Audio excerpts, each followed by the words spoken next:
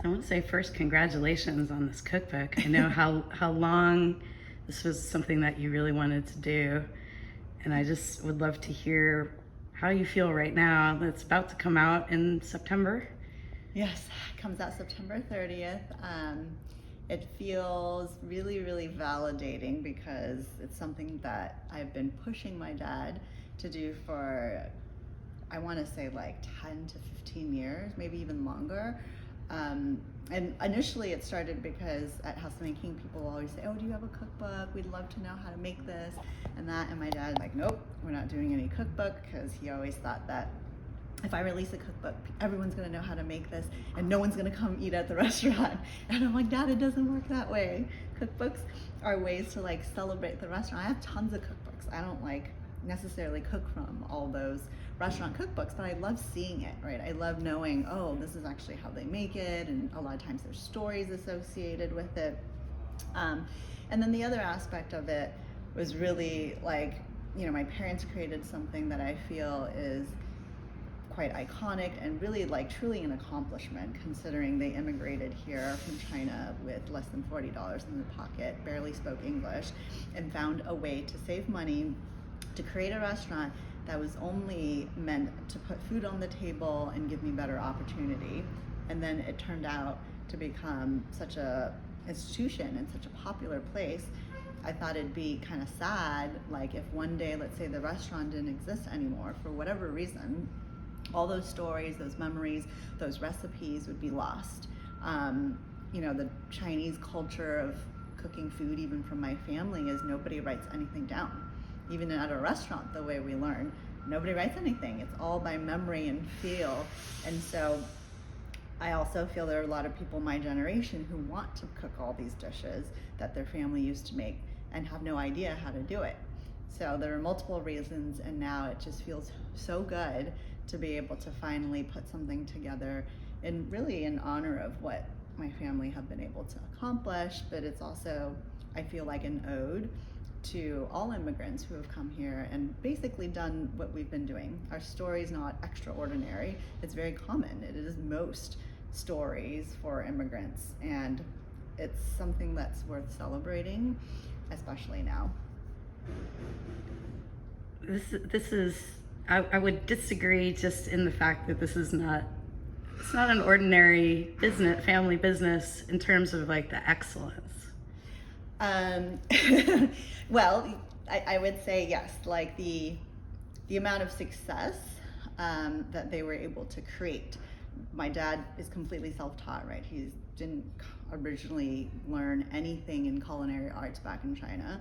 In fact, he didn't think he was gonna go and become a chef.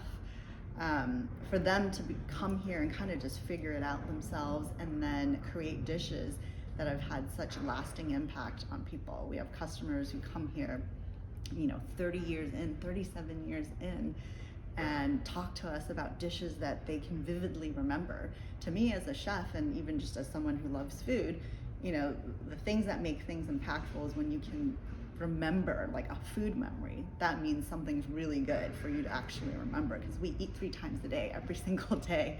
To remember something that vividly means you've really accomplished something special. And so in that sense, it is quite extraordinary. It's very hard. Restaurant business is one of the hardest business to be in. Most restaurants fail within the first 2 years, and there's so many different factors. So the fact that we are still here 37 years in and still so busy is like really quite an accomplishment. And also, we're sitting in Fang restaurant, so there's 2 restaurants in the family. Yes. So my mom and dad opened House of Nanking when I was 7 years old, and when I decided that I wanted to get into the family business, it didn't really make sense for me to go help at House of Nanking because three's a crowd, and you know, that was truly something that my mom and my dad created together.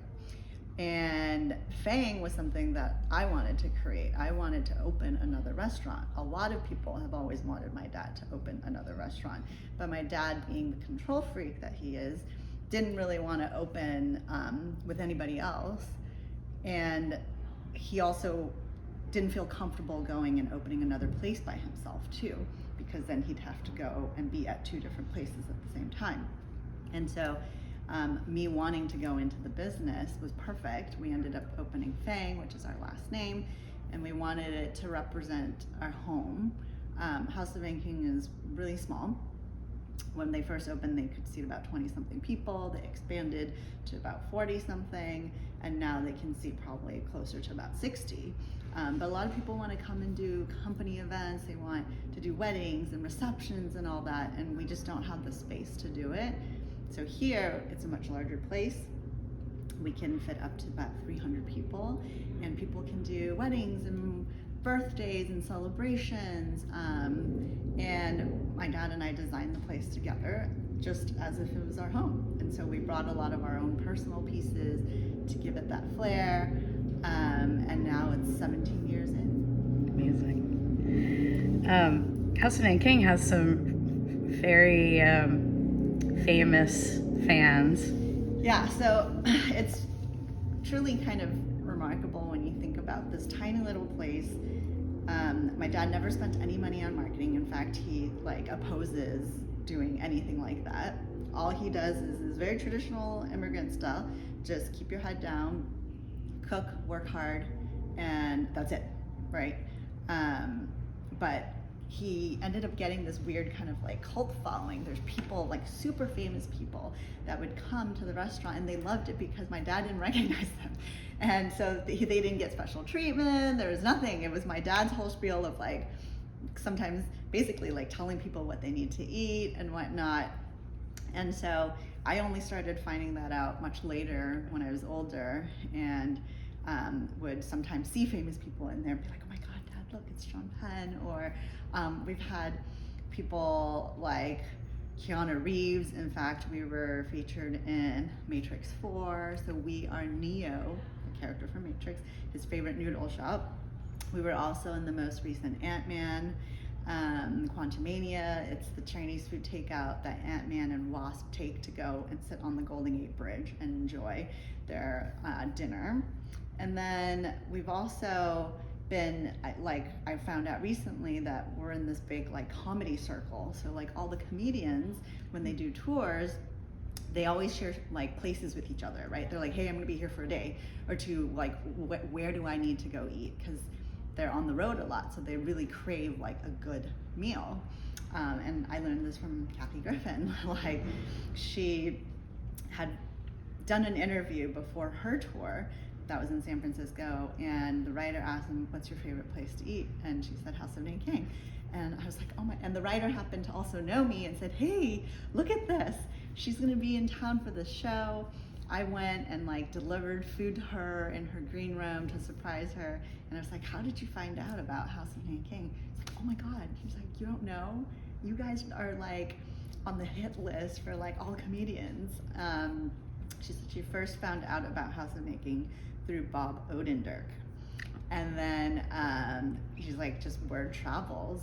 And then another friend of mine had shown me a tweet where a comedian on Twitter, or at the time was Twitter, said, hey, I'm gonna be in San Francisco. Where is my must-have? Where should I go if it's one place? And Brian Posen says House of Nanking, is another comedian. And then Jimmy Kimmel tweets underneath that, I wholeheartedly agree with that. So things like that is just kind of wild. Yeah. Because the restaurant is walking distance from some of the comedy clubs. Yes. It's walking distance to, I think, is it Punchline? Mm-hmm. Even comedy. And Cobb's. Comedy, you could walk to it. So I want people to know that this book is so much more than a cookbook. Yes. So I think the biggest thing that I want people to know from this book is that, when you look at it, you're gonna think, oh, okay, House of Nanking is the title. So this must be just all House of Nanking recipes, things that people have been asking for. And yes, it is. But it's so much more than that. The book itself is actually, when I say father-daughter cookbook, it truly is. It's actually written in both of our voices. And it talks about both our journeys. with food. And for my dad, it starts with his journey moving and emigrating from China to here, and how he ended up opening one of the most successful little Chinese restaurants in Chinatown, and a lot of the influential dishes that put him on the map. But it also chronicles, the food that influenced him to become the chef that he is. And that's, food that he experienced from his family and his earliest food memories in Shanghai. Then there's my part, which is growing up in House of Nanking. How did I fall in love with food, and what was my food experience like, and why do I cook the way that I do? So you're really gonna be able to see like how does our mind work when it comes to creating dishes, because one thing that you'll always hear from people who come to Fang or House of Nanking and say, we love your food, and oftentimes they'll say, I've had Chinese food, but I've never had Chinese food like this. Or people will say, this is the best Chinese food I've ever had, and I've gone everywhere, even to China. Why is it so different? Well, when you read this book, you'll know why. It's the way that we've experienced food in our lives and how we've absorbed it, and our passion, our love for food and the people who come through. And lastly, the book is incredibly story driven.